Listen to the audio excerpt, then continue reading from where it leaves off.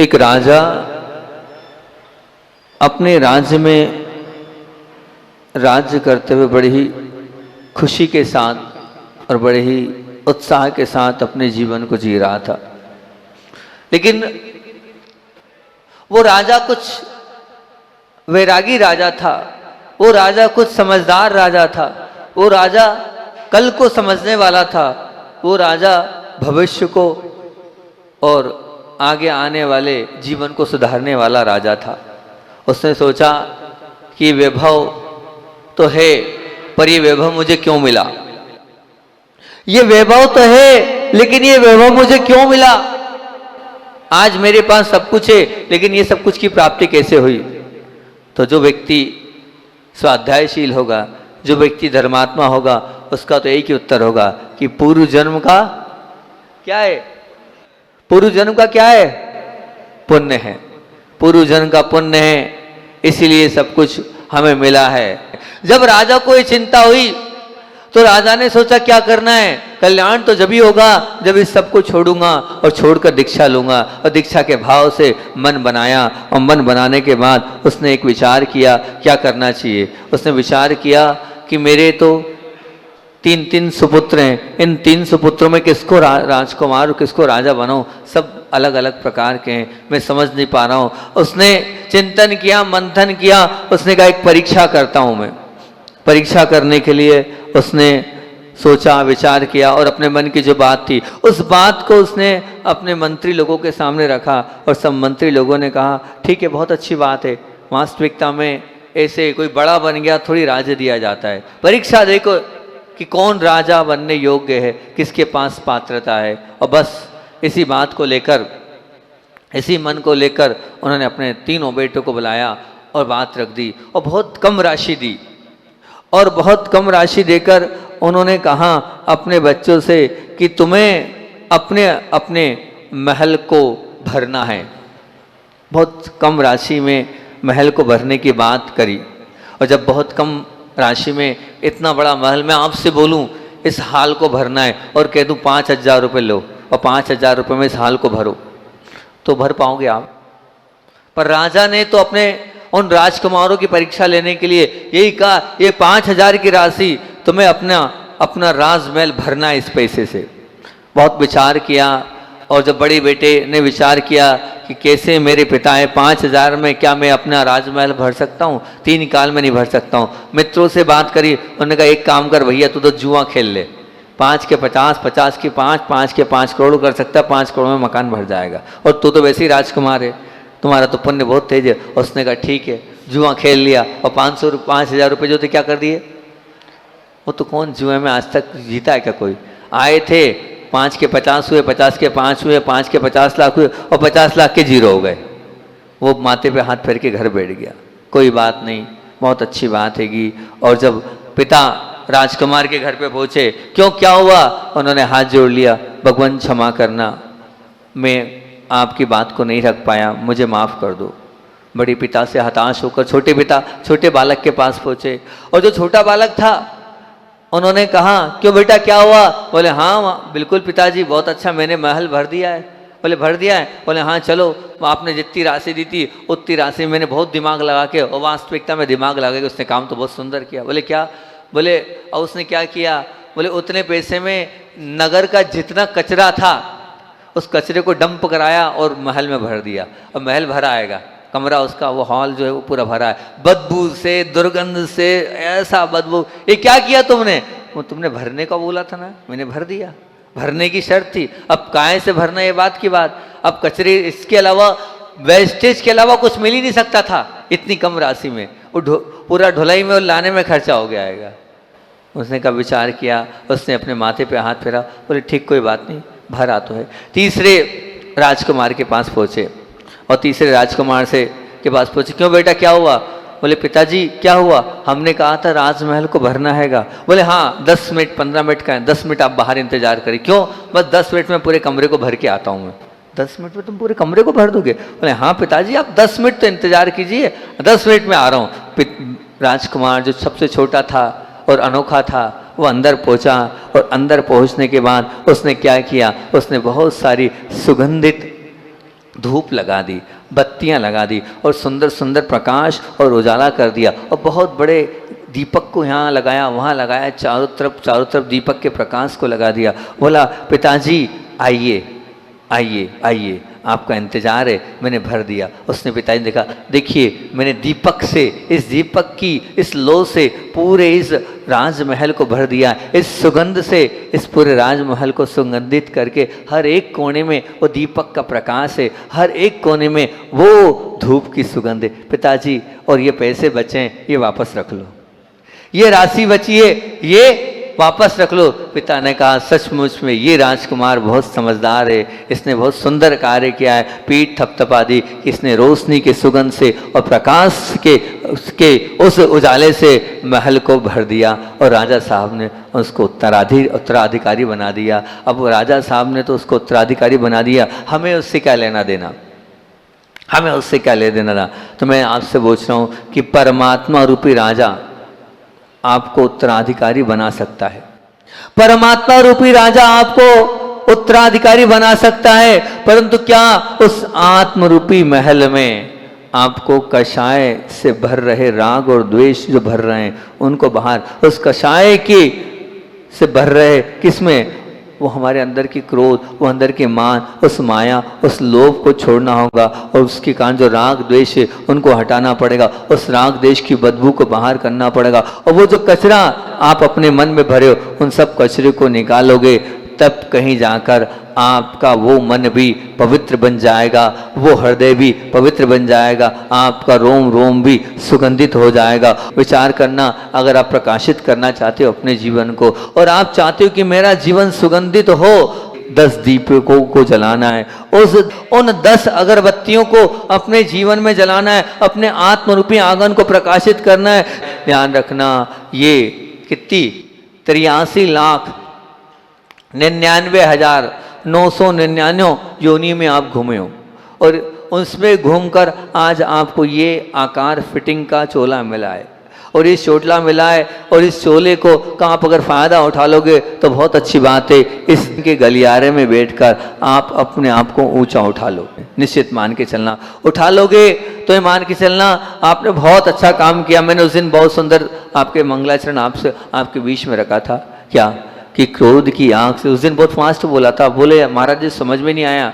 कल दीदी बोली इतनी फास्ट बोल गए थे आप, दीदी आई नहीं, बोले इतनी फास्ट बोल गए थे हम कुछ लिख ही नहीं पाए। मैंने कहा क्या करूं, अंत में 5 मिनट बचे थे और 5 मिनट में 10 लक्षण के उस स्वरूप को समझाना था, इसलिए फास्ट बोल दिया। आज अभी धीरे बोल देता हूं कि क्रोध की आग से और झूठ के अभिमान से और कुटिलता के नागिन से बचाता है 10 लक्षण पर्व।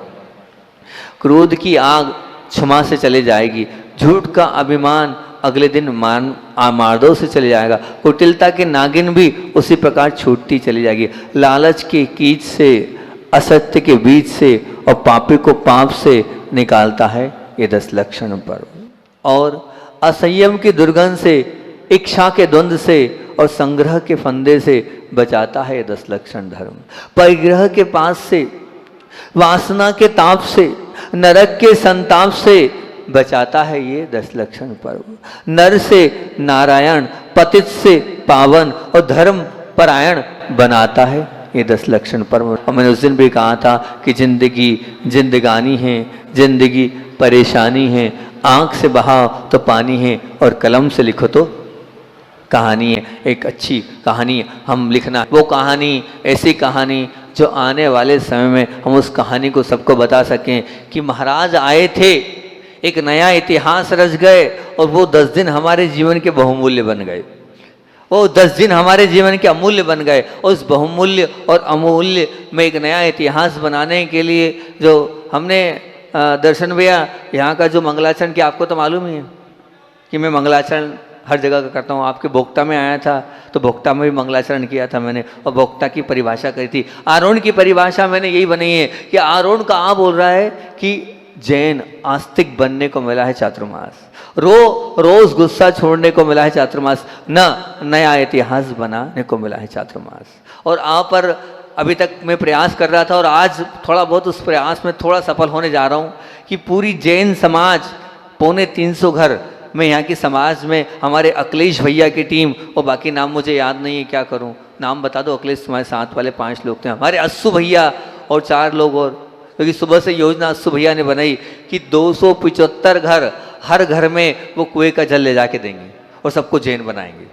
हर घर में कुएं का जल ले जाके देंगे, तुम लो चाहे नहीं लो, पर तुम्हारे दरवाजे को खटखटाएंगे, लो जैन बन जाओ, कम से कम जैन बन जाओ। एक नया इतिहास बन जाएगा कि आरोन में सभी लोग जैन बने थे और जैन बनकर उन्होंने पानी छान कर और अपने जीवन को जिया था। एक नया इतिहास जो बन जाएगा तो अपने आप में एक बहुत बड़ी संयोजना बन जाएगी। तो मैं चाह रहा हूँ कि वो करने को तैयार है, करना अब आपको इतना ही तो करना है। वो भोजन बना ही रहे हो, उस शुद्ध भोजन को बना लोगे तो निश्चित रूप से एक नया इतिहास यहाँ पर बन जाएगा। क्योंकि हम उस दिन भी आपसे प्रश्न पूछा था कि ऐसी कौन सी चीज़ है जिसके पहले संसार नहीं, और ऐसी कौन सी चीज़ है जिसके बाद संसार नहीं। तो मैंने कहा था, क्या कहा था, श्वास, अर्थात आने वाली श्वास और जाने वाली श्वास।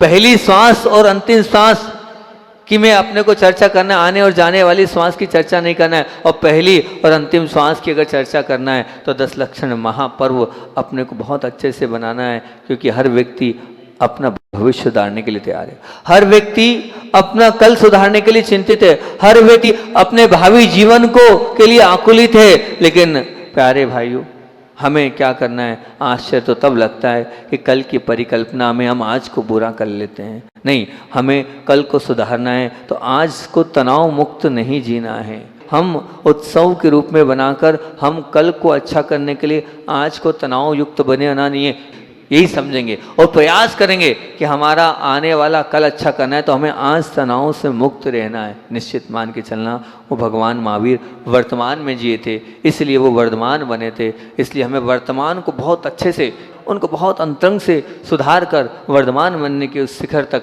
हमें पहुंचना है। क्योंकि आज को सुधारने के लिए हम सब तैयार हैं। बोलो, आप सब लोग आज को सुधारने के लिए तैयार हो? आप बनना चाहते हो? बनना नहीं चाहते? आज को सुधारना नहीं चाहते? बोलो हाँ या ना। हाँ, तो उस पात्रता को, आपको उस क्वालिटी को आपको मेंटेन करना है। उस क्वालिटी के लिए मैंने आप लोगों से उस दिन वो जल का उदाहरण देकर आप लोगों के बीच में बात रखी थी कि देखो, क्वालिटी बनाने के लिए एक जल का उदाहरण दिया था कि पानी जो होता है वो निश्चित रूप से, वो सब बताया था मैंने कि वो अगर मान लीजिए कि कहाँ गिर गया, वो नाली में गिर गया तो गंदा हो गया, वही परमात्मा के मस्तक पर गिर गया तो गंदोदक बन गया। जैसी पात्रता हम उस पानी की बनाएंगे वैसा ही ये जीवन बन जाएगा। अब 10 लक्षण दिन धर्म, अब आपको स्वयं को कैसे जीवन जीना है ये आप जाने, उस पवित्रता के साथ, उस गति के साथ, उस निरंतरता के साथ, उस सातत्य के साथ जुड़कर अपने जीवन को सुमधुर और विशेष बनाना है। क्योंकि ये विशेष दिन है, इसलिए अपने जीवन को विशेषता से भरने के लिए आए। और आज जो दिन है वो तो निश्चित रूप से, जैसे मैंने उस दिन भी कहा था, ध्यान रखना, रोशनी करने के या मंदिर की साफ सफाई करने के या भगवान को मंजन करते ही मत रह जाना है। इसलिए नहीं कि बस हम तो उपवास करेंगे। बहुत सारे लोग उपवास के इच्छुक होंगे, कोई 5 उपवास, कोई 10 उपवास के लिए आशीर्वाद ले रहा है, तो कोई एक आहार, एक उपवास के लिए आशीर्वाद ले रहा है। बहुत अच्छी बात है, आशीर्वाद तो ले रहे हो, लेकिन इसलिए नहीं कुछ लोग ऐसा करेंगे कि हम ये करेंगे, नहीं, हमें बाहर की रोशनी से हमारे भीतर की रोशनी आ जाए। ये 10 लक्षण महत्वपूर्ण नहीं है कि मंदिर की सफाई करें, मंदिर के माध्यम से हमें भगवान के माध्यम से मन की सफाई करना है। हमें उपवास करके में हम आत्मा के पास निवार करने के लिए हमें अपने नजदीक आना है। 10 लक्षण इसलिए महत्वपूर्ण नहीं है कि आपको एक समय खाना है, नहीं, एक समय तो खाना है, लेकिन जो दूसरा समय मिले उस समय को खोना नहीं है। खा गया था, खो दिया, लेकिन उसको खोना नहीं है, उसे आत्मा की खुराक में लगाना है, उसे आत्मा के लिए लगाना है। हमें इसीलिए खेल खेलना नहीं है, हमें तो आत्मा का खेल खेलने के लिए मिले हैं। परिग्रह का जैसे त्याग कर दिया है, ऐसे अंदर के आत्मा के अंदर जो बैठी कषाय रूप परिग्रह, उसका त्याग करना है। ध्यान रखना, दिन भर में 10 गलतियां करता हूं और मैं शाम को परमात्मा के मंदिर में पहुंचकर अगर प्रतिक्रमण करता हूं, कर लेना, लेकिन ये भाव ना भाना, ये भगवान आज रात भर में इतनी ऊर्जा से भर देना कि मैंने आज 10 गलती करी है, लेकिन रात भर में मुझे इतनी अच्छाइयों से भर देना कि कल मैं 20 अच्छाइयां कर पाऊं। इस भाव के साथ प्रतिक्रमण करना, जो गलतियां हो गई भगवान, लेकिन कल का मेरा जो दिन रहेगा उन 20 अच्छाइयों से मेरे जीवन को जीना है। बस 10 लक्षण में अपने को उन अच्छाइयों से जीना है, क्योंकि प्रतिक्रमण के से जीवन का कल्याण होता है। लेकिन ध्यान रखना, अंतरंग के अतिक्रमण को हटाकर प्रतिक्रमण करने से हमारे जीवन का सच्चा उद्धार होता है। और मैंने आपसे कहा था कि हमें तैयारी करना है, और जब हम मान लीजिए हम अपनी पहुँच पड़ोसी तक नहीं बनाते हैं, हम अपनी पहुँच तो बाहरी साधन संसाधन और व्यवस्था को त्याग करना है। इसलिए मैंने कहा कि अगर अंतरंग में उतरना है तो 10 दिन के लिए मोबाइल का त्याग कर देना।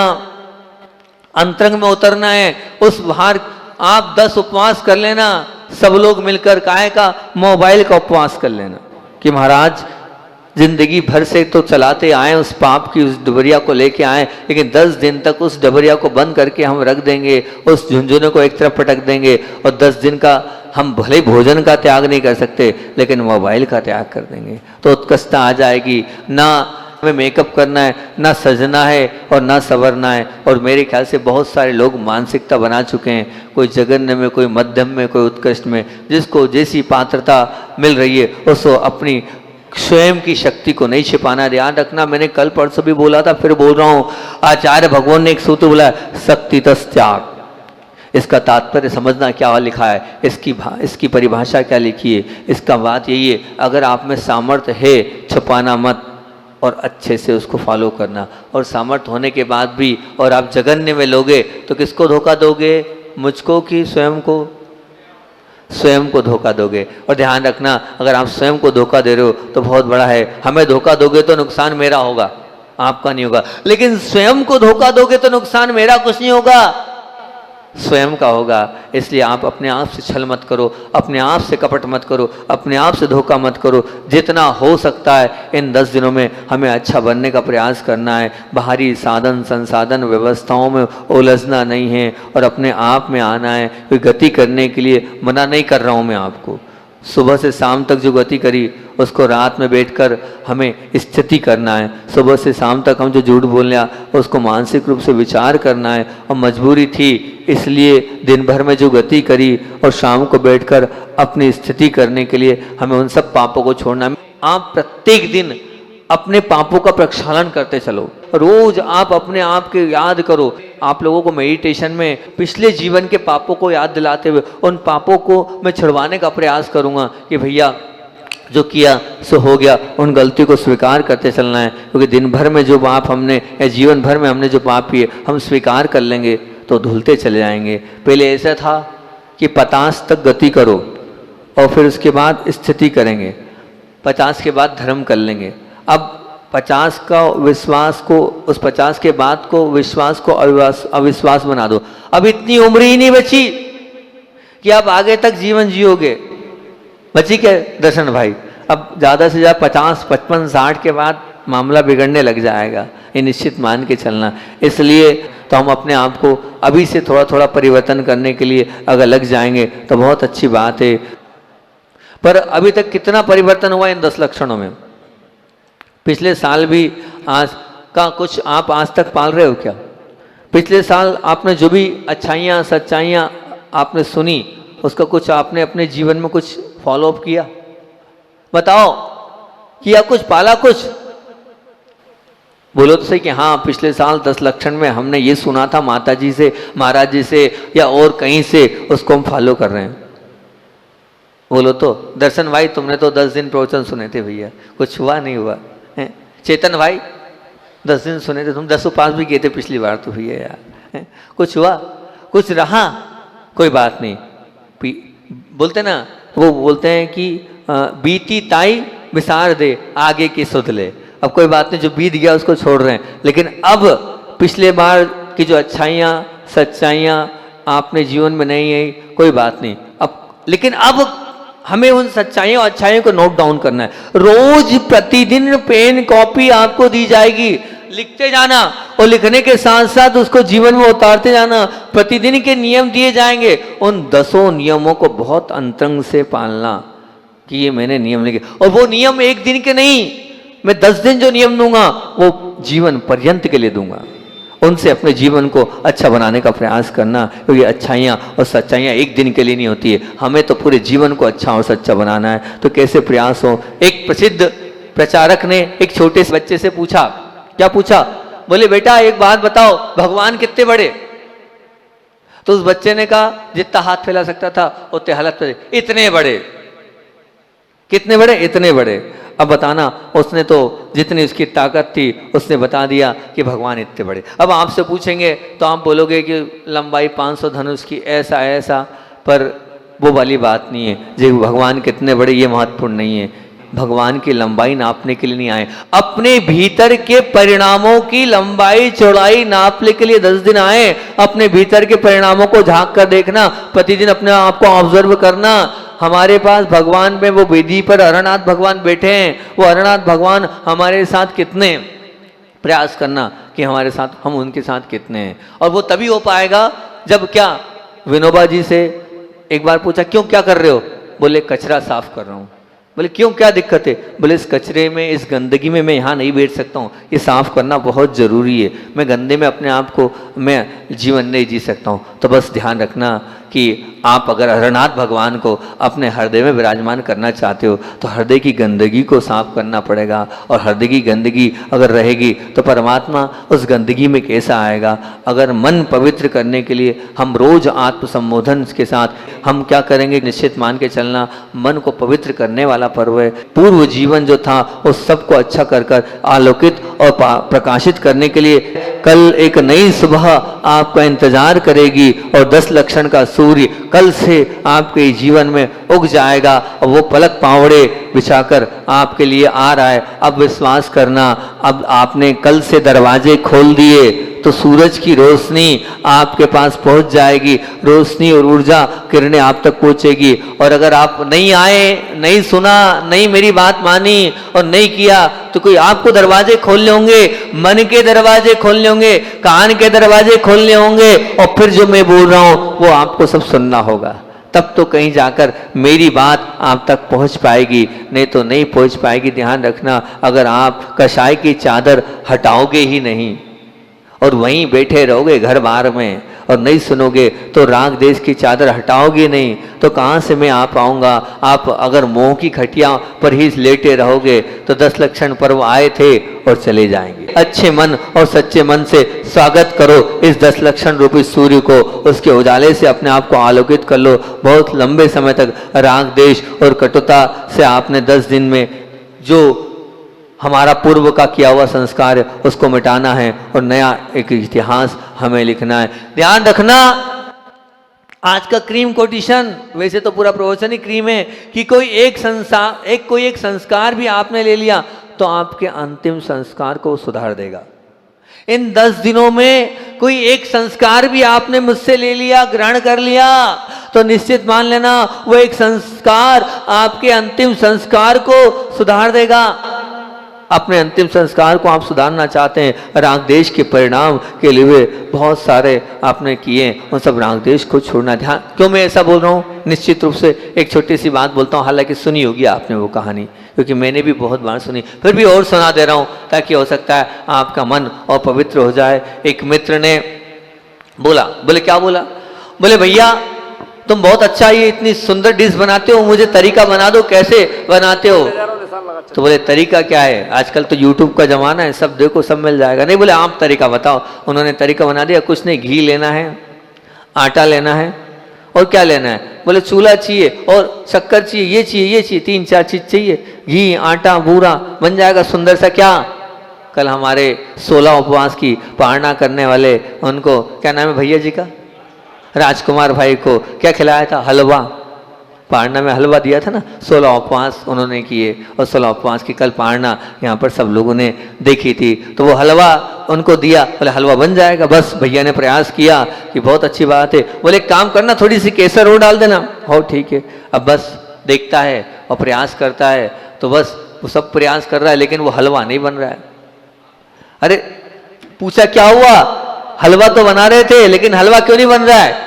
बोले वो तो कुछ अलग ही प्रकार का स्वाद आ रहा है। पता किया, क्या बात है भैया, तुमने गलत विधि बता दी। नहीं, मैंने तो सही विधि बताई, फिर क्यों मामला बिगड़ रहा है? फिर देखा, पता किया, तो वो जो हलवे में जो केसर डाली जा रही थी उस वो काय में डली थी, हींग में डली थी। अब हींग में केसर रखी हो तो फिर बताइए वो केसर की सुगंधगी की हींग की देगी, हींग की देगी। अब बताओ मैं कितना ही कुछ कर लूं, अगर आपके पास कसाय रूपी हींग चढ़ी हुई है तो मैं कितना ही बोलूंगा सुगंध क्या मेरी आ पाएगी? नहीं आ पाएगी। एक गुरु का हाथ, आपने एक मुनि का हाथ अपने सिर पर रख लिया है तो अब इस सिर पर हाथ रखने का क्या प्रभाव आपके जीवन में पड़ेगा और इसके माध्यम से अब आपके जीवन में क्या परिवर्तन आएगा, उसका महत्व, उसको विस्तृत रूप से कल समझाऊंगा और आपको बहुत अच्छे से प्रभु और गुरु से जोड़ने का कल प्रयास करूंगा। अभी तक जो थे वो थे, लेकिन अब जो कल थे वो और कुछ आप बन जाओगे, क्योंकि अब आप किसी और से नहीं जुड़ोगे, अब आप देव शास्त्र गुरु से जुड़ जाओगे। कल के बाद से अब आप निश्चित रूप से एक सम्यक दृष्टि बनते चले जाओगे। अंत में इतनी ही बात बोल रहा हूँ 10 लक्षण की बात को, कि एक नगर का राजा बड़ा चिंतित था। क्यों चिंतित था? कि चिंतित इसलिए था कि भैया उस नगर में हर 5 वर्ष में राजा नया बनता था, लेकिन शर्त ऐसी है उस नगर की कि राजा तो नया आता था लेकिन राजा 5 साल के लिए बनता था, पर उसको वहाँ का नियम था कि जो राजा है उस राजा को मगरमच्छ से भरे तालाब में क्या कर दिया जाता था। बहुत ध्यान से सुनना, छोटी सी कहानी अंत कर रहा हूँ, कि उस राजा को कहाँ डाल दिया जाता था? बोले वो मगरमच्छ वाले तालाब में डाल दिया जाता था। अब राजा तो बन जाए, वैभव तो मिल जाए, लेकिन 5 साल बाद, बहुत ध्यान से सुनना बात को, 5 साल बाद कहाँ डाल दिया जाता था? मगरमच्छ वाले तालाब में डाल दिया जाता था। राजा बना दिया, राजा को चिंता थी अब क्या होगा मेरा, 1 साल बचे, 1 महीने बचे, 8 दिन बचे, 4 दिन बचे, 1 दिन बचे, मेरा जीवन 1 दिन का, और बस क्या हुआ, उसको तालाब में डाल दिया गया और फिर तालाब में डाला और मगरमच्छों ने उसको भोजन बना लिया। 5 साल के लिए वो राजा बन गया।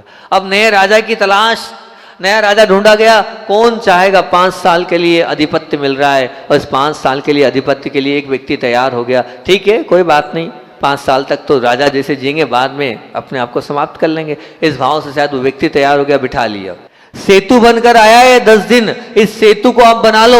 इस 10 दिन में सेतु आपने तैयार कर लिया तो निश्चित मान के चलना ये संसार सागर पार हो सकते हो, और नहीं तो फिर तो ध्यान रखना ये 5 साल जो जीवन आपको मिला है, मिला तो बहुत सुंदर है, लेकिन अगर कषायों के साथ आप अपने जीवन को जीते रहे, पाप के साथ अपने आप को पाप के साथ नहाते रहे तो आगे नहीं मिलने वाला।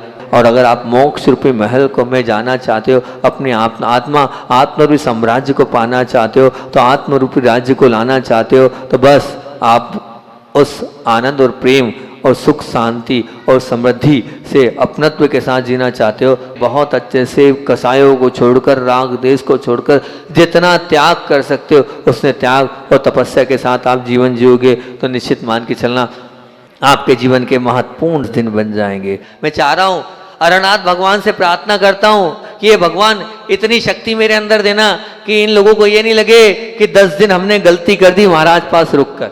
बस मैं यही बार बार उन्होंने विनय कर रहा हूँ। पहली रात भी इसीलिए बैठा था, हो सकता है आगे वाली रात भी अरनाथ भगवान के चरण में बैठकर यही भीख मांगता रहूं कि 10 दिन ये आरोण वाले सब संतुष्ट हो जाए, कोई कहीं नहीं गया है, लेकिन किसी को ये नहीं लगे कि हम नहीं गए थे तो हमने गलती कर ली, कि 10 दिन बहुत महान बन जाए, यही मेरी भावना है। बस मैं मेहनत कर रहा हूँ, आप भी मेहनत करना, मैं जो बोलूँ आप मानते चलना। मैं चाहता हूँ दिन आपके स्वर्णिम बन जाए, आप सबके स्वर्णिम बने, इन्हीं भावना से बोलिए आचार्य विद्यासागर जी महामुनि राज की जय।